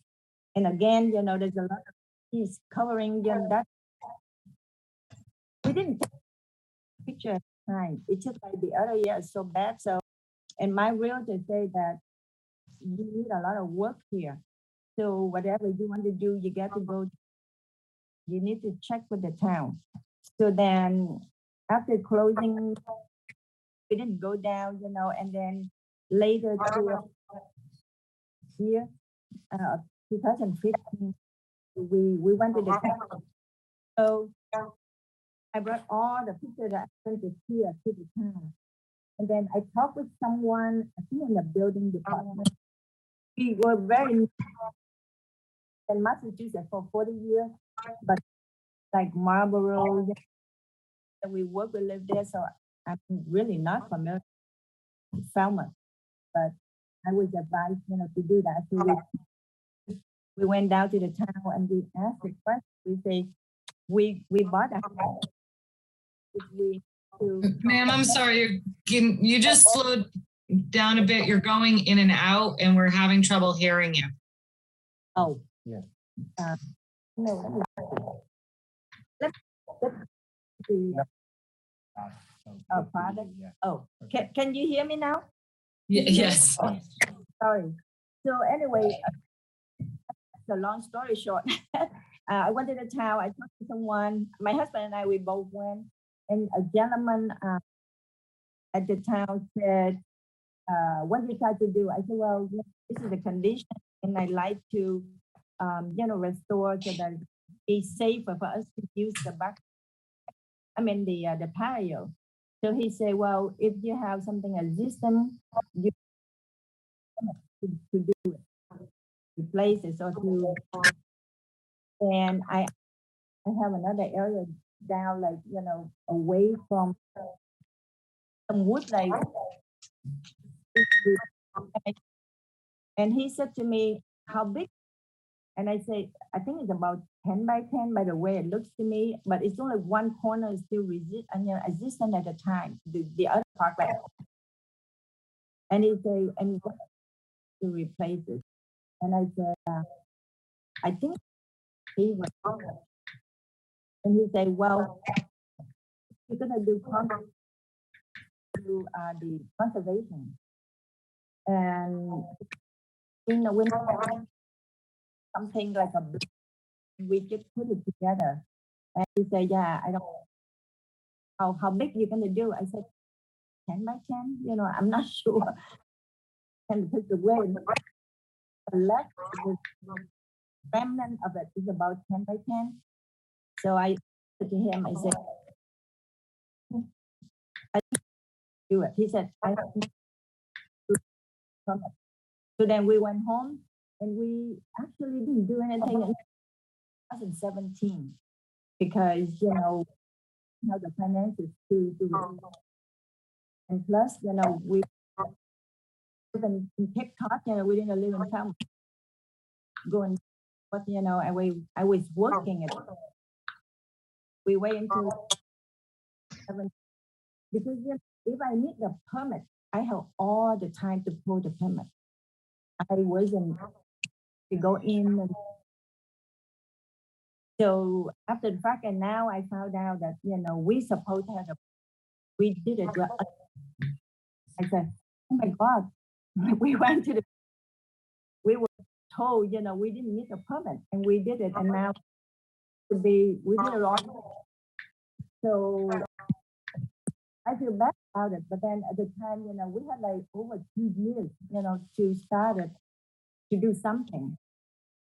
So I didn't, do it like intention to do something with that. But now, like the fact that it came out, like we supposed to have, and I don't know what to do now. Like when I talk with Alyssa and Miss Lincoln, I just like, I wish where I would somebody say you talk to somebody, just like done it right away, so we had like over 2 years to doing something. So now I'm kind of waiting to hear from the board, to see what their advice is going to be. And we moved to live in Texas right now because I have, someone in the family, with a health issue. I need to help out. And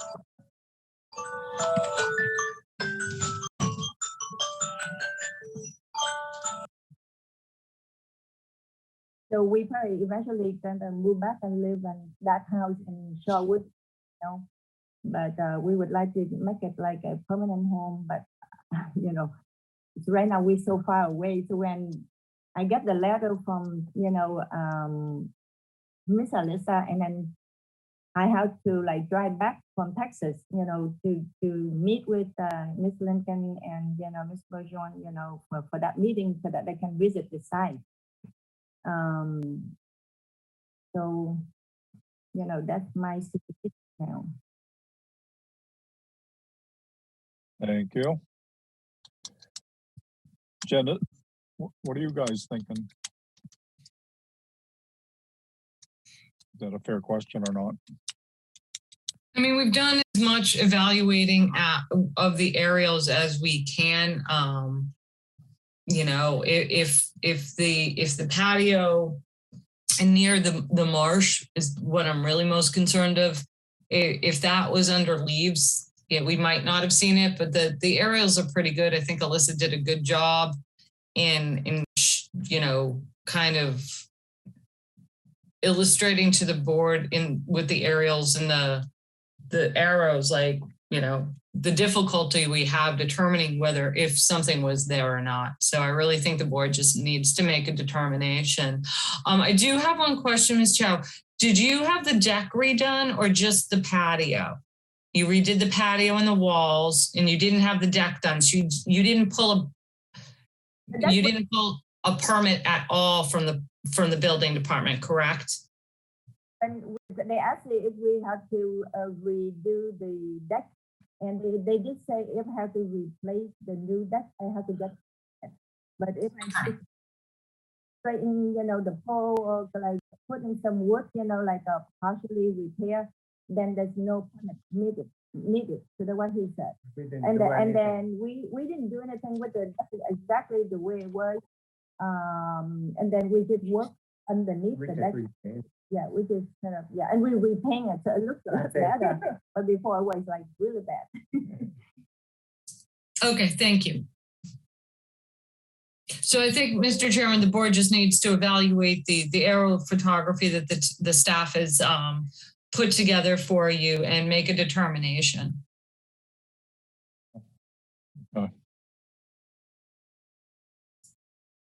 All right. Comments, questions from the commission?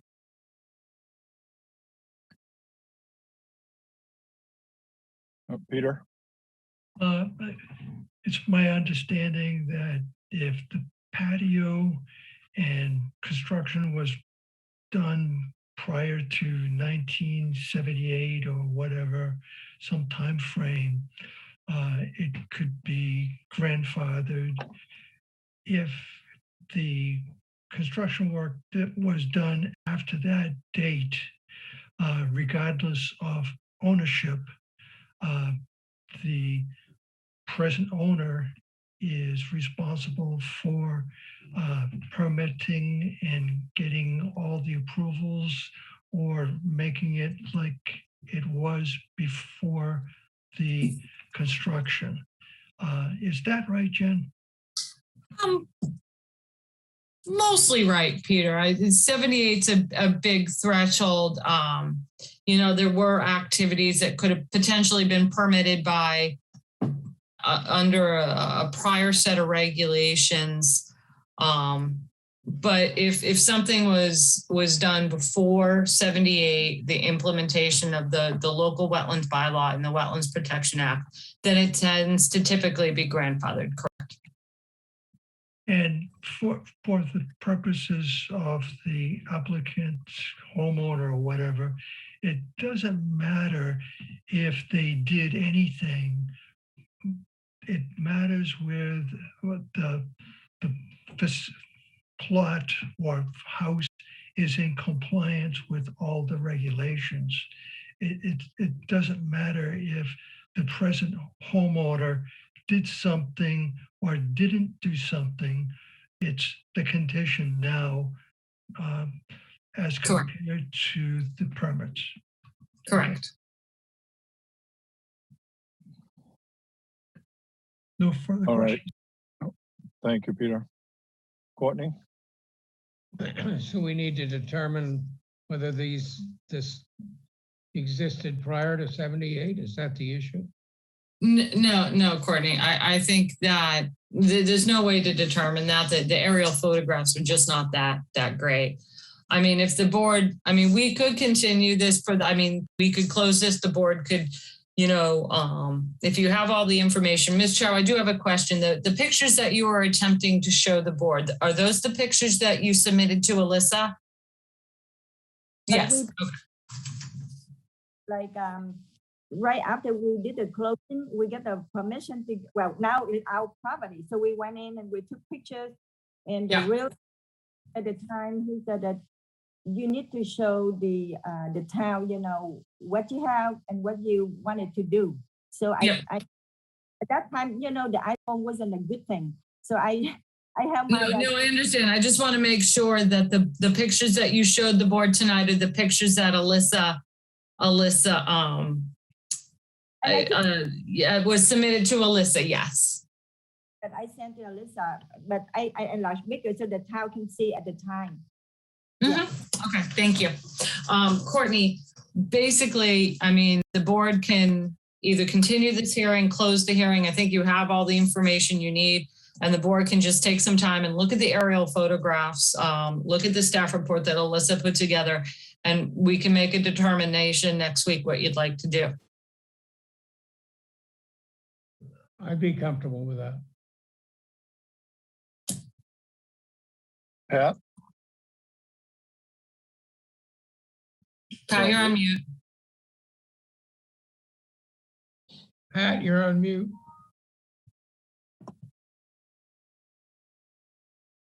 I apologize. I agree with Jen's suggestion. I need to study these photographs more closely. They're hard to decipher in some instances.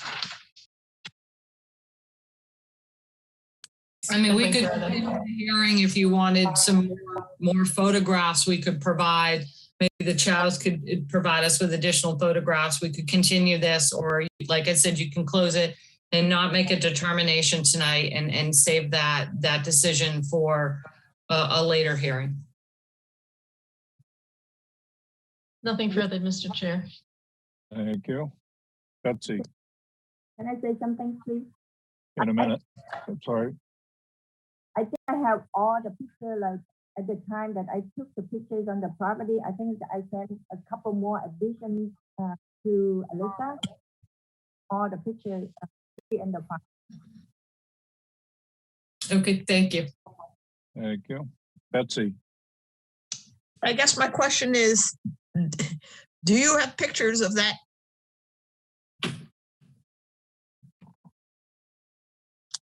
of what? Patio existing when you first bought the house? Yes, not the little one by, pour the water, but I have the one that is under the deck. I have pictures. Okay. But you don't have pictures of the little one that's out by the water? Because a lot of leaves, dried leaves cover most of it. So when I stand, like I can see a piece of wood, like corner, like sticking up. And then I think the realtor told us that the kids used to live there when they were in the 50s and 60s at the time I bought. They sitting there watch the volleyball game. So there's a little bit of it there, but not like a whole deck. So I don't. Okay.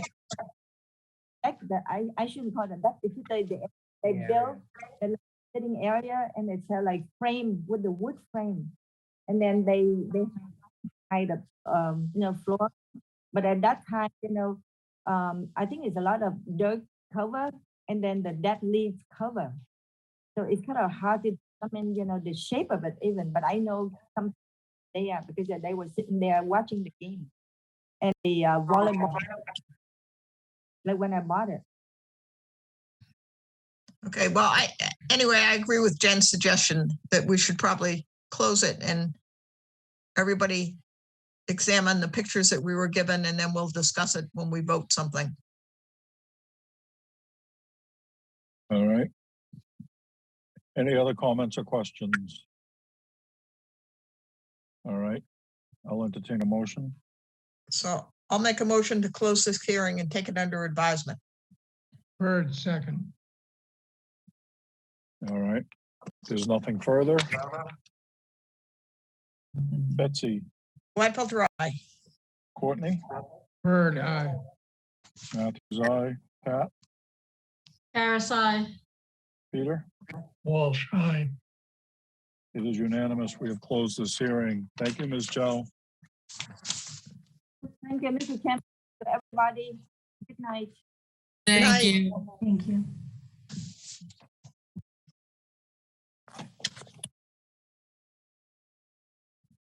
All right, next up under continued hearings under an enforcement order.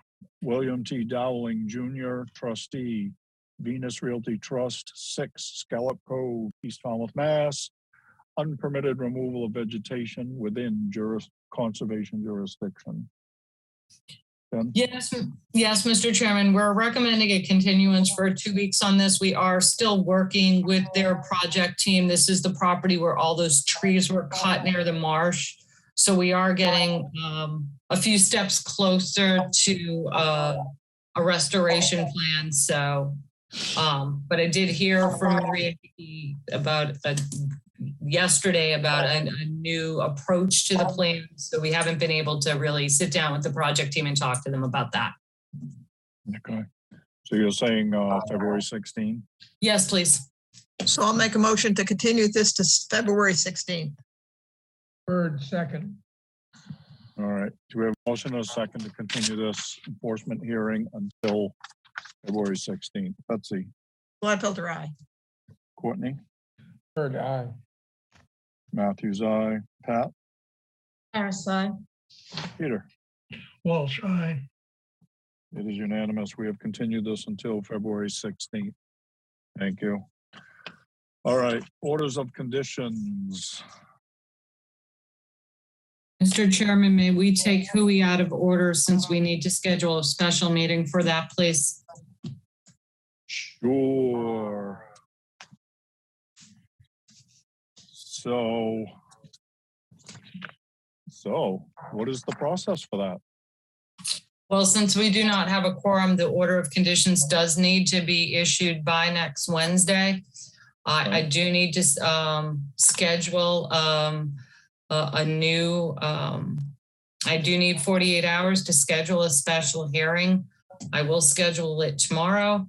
So we can have it as soon as Monday. So we can have it as probably as soon as 9 or 10 o'clock on Monday, whenever I can get it posted tomorrow. So, Peter, are you available on Monday? I need Peter, Pat, Jamie, Steve, and Kevin. Available. Thank you, Peter. Pat? Jamie? He said, yeah. Okay. And I will get a hold of Kevin and Steve tomorrow. So what time will work for you all? Jamie, it's 7 a.m. You. What? I would like it later.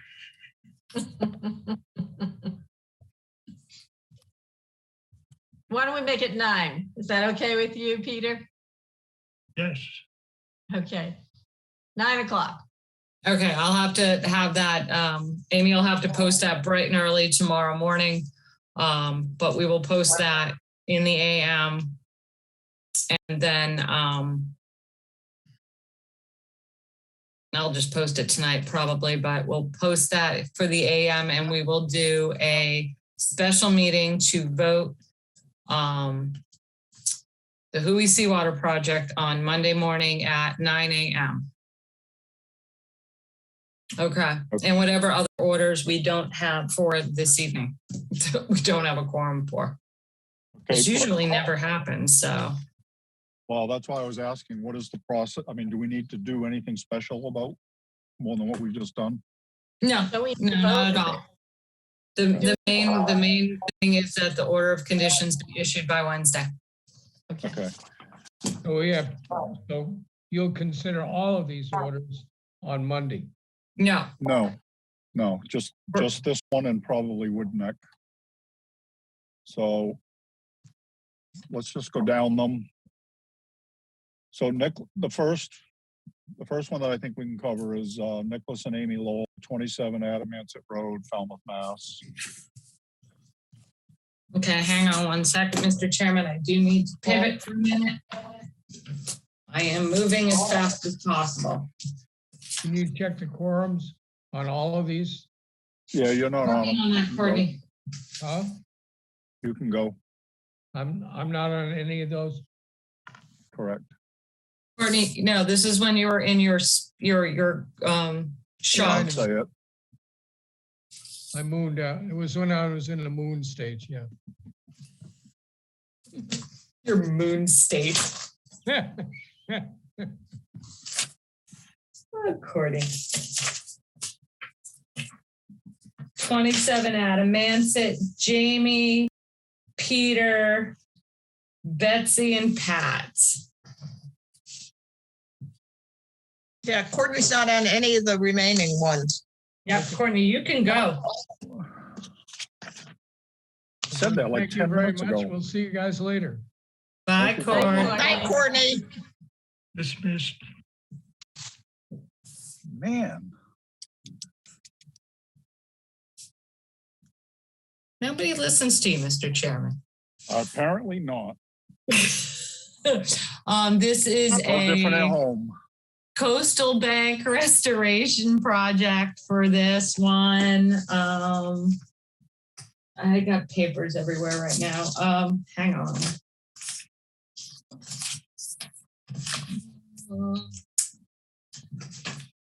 Okay, there was a Vista corridor, no machines on the bank, and 6 trees, finding 6 trees. Oh, I can't even, it's been an incredibly long day, excuse me. Alyssa, do you remember that we had the issue, the Vista corridor wasn't on the plan? Right. Correct. Okay. And then we were kind of concerned with planting damaging the root systems of the existing trees because it's a very heavily treed lot. So we'll do a pre-construction meeting, although Maria did say, you know, she likes to plant really densely, 3 feet on center. In this case, it just might not be possible. It is definitely going to be an on-the-ground assessment and determination when they're out there, just given the natural state of the property as it exists. So, Yeah, the discussion was leave the bank. Don't try to plant stuff in the bank. There's already all native vegetation there. If you start chewing it up, you're going to get invasives. The big area is the down by the water. yeah, There are a lot of invasives. correct. I shared that there should be on a plan storage area for the dock. Yes, they do need to store the storage area because I think Amy did say that they weren't going to be able to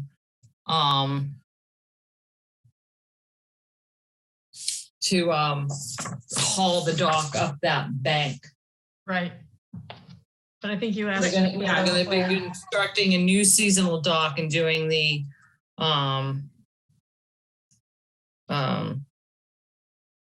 restoration. I think you need a new plan that shows that. I think you said that before they start, they have to submit a plan that shows where that storage is going to be. Correct.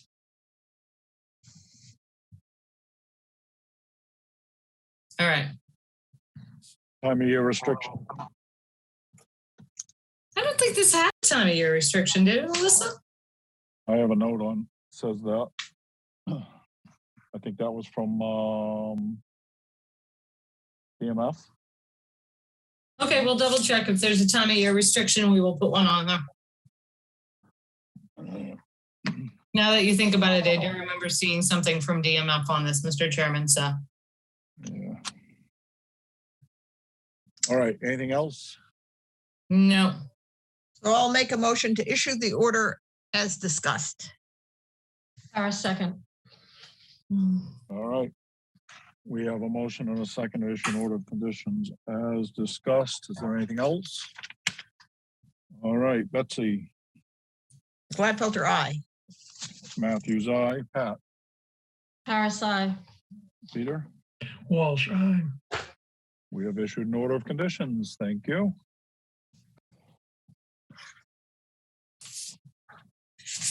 Next up, Elizabeth Maitland McCormick, trustee, Myriad Realty Trust, 134 Alder Lane, North Falmouth, Mass. And the quorum for this is the 4 of us.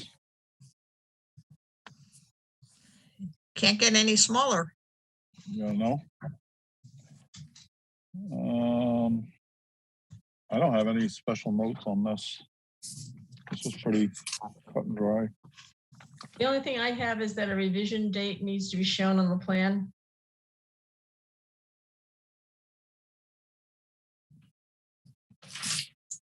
You have that, Jen? 1 second, I'm looking at their existing conditions plan. I'm like, why do I not see a project on this plan? You have to turn the page. Oh, we don't have any revisions on this plan? Revision date. Right.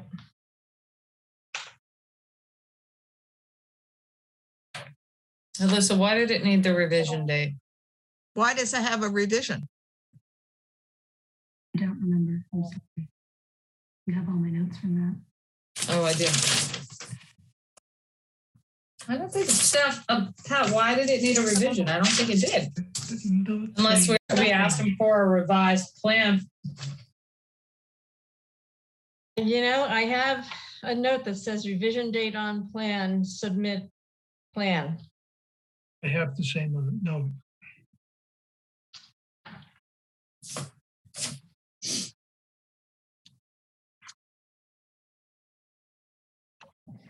Oh, because this is the one where the totals were mistaken, the mitigation totals were mistaken. Oh, so that's they right.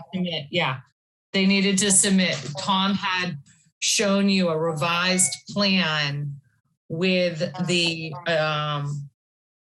Correct mitigation. corrected, Totals. Yeah. So that does have to be submitted. Yeah.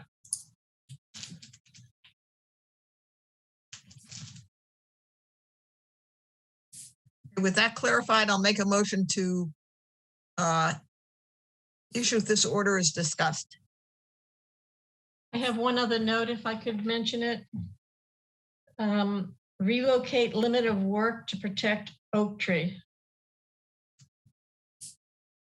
Okay. Yeah, that was from Maury. Yep.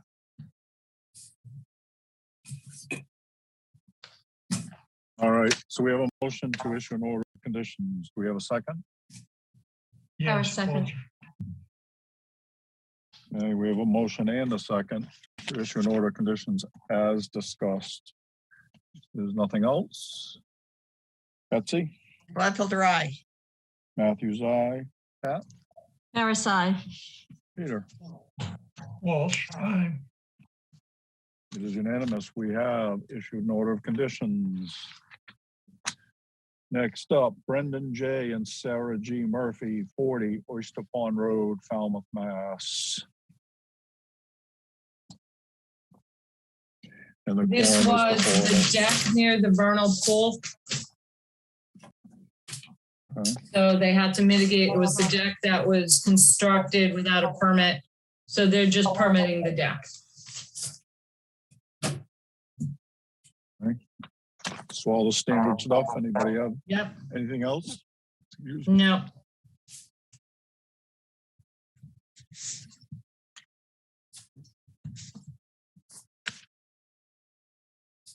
All right, anybody? Make a motion to accept this or to issue an order as discussed. Harris, second. All right, we have a motion and a second to issue an order of conditions as discussed. If there's nothing else. All right, Betsy. Gladfelder, aye. Matthews, aye. Pat? Harris, aye. Peter? Walsh, aye. It is unanimous. We have issued an order of conditions. Next up, Joseph and Lucia Giangrasso, 55 Little Island Road, Nominee Trust, West Falmouth, Mass.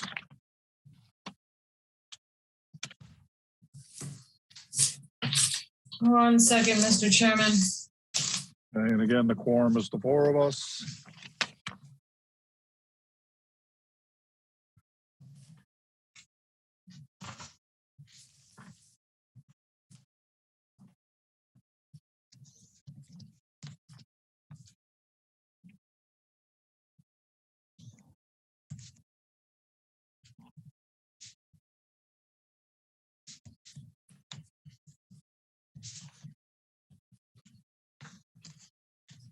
Oh, yeah, this is that weird pool.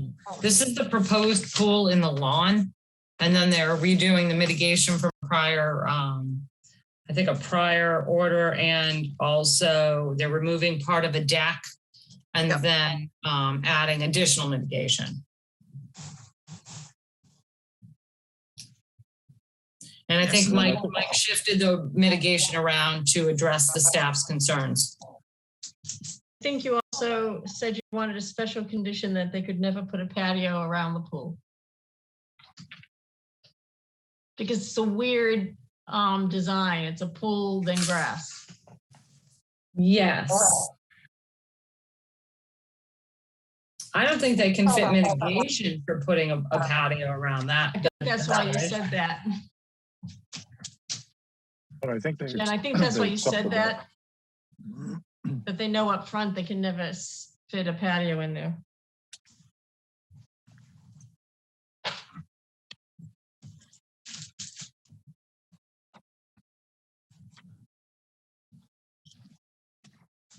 I'm just seeing if they have room near where they're taking part of that deck out, if they wanted to put. I don't think they have the room. No, I think they took part of the deck out to create more space. Yeah, I think that's why they did it. Okay, so no patio.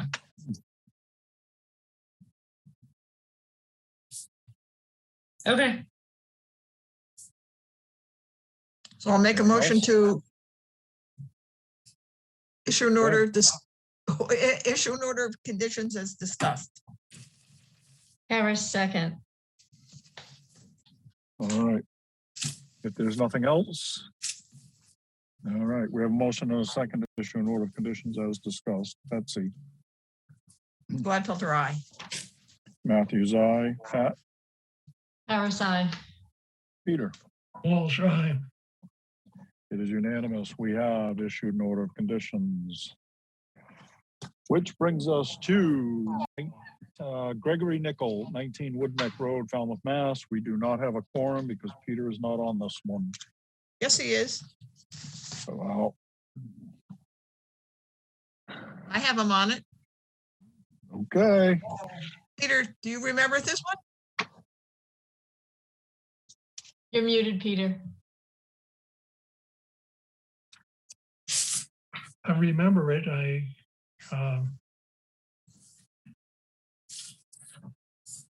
Okay. Hang on.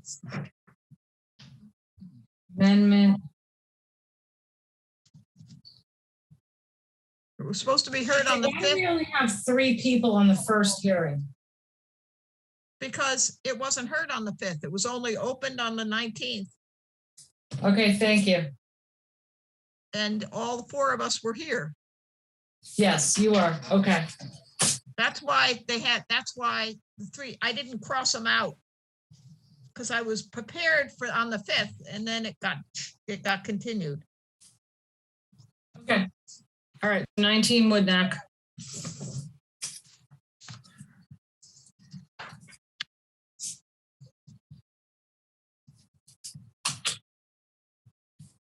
A lot of little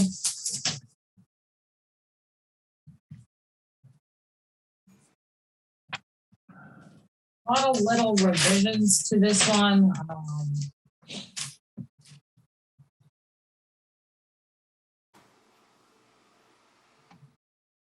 There are just some subtractions in some places and additions in others, right?